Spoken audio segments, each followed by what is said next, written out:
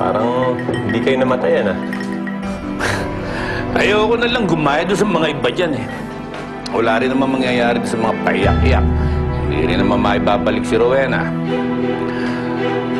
Tsaka nahuli na rin naman yung pumatay sa kanya. Siguro naman, panahon na para isaan ko na yung bagong buhay ko, di ba? Tama yun. Tama ba? Gob, may plano pa ba kayong mag-asawa ulit?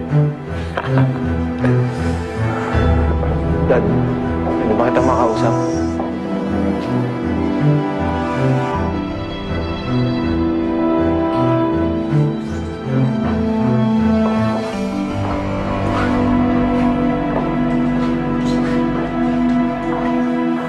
Kamamatay lang ni Mami, parang nag-i-enjoy pa kayo. Jonathan, stressed lang ako sa mga nangyari sa pamilya natin. Gusto mo?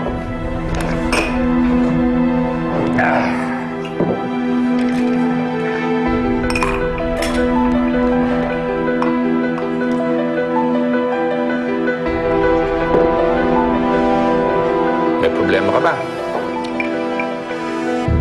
Nag-away na naman ba kayo ni Apple? Tell me.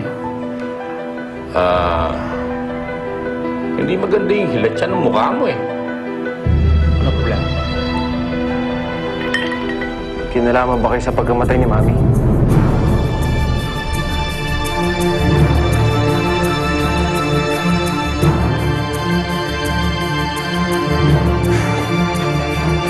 Hindi kami nagkakasundo ng mami mo.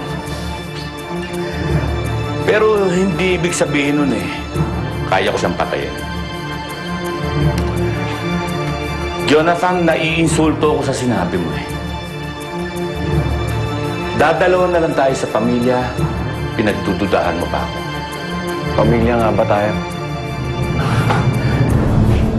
Naging magulo tayo. Nag-aaway-away. Pero tanda mo, importante kayo sa akin ni Rowena. Si Falcon ang sumira sa pamilya natin. Tinanggap ko siya na parang kasama sa pamilya. Pero tingnan mo, anong ginawa nila ni Anita? Hindi ako magtataka. Baka balang araw, ako ang isusunod niya. Kaya dapat mahanap si Falcon.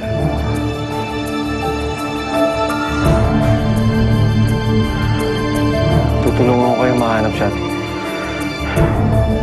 Pasensya lang sa mga nasabi ko.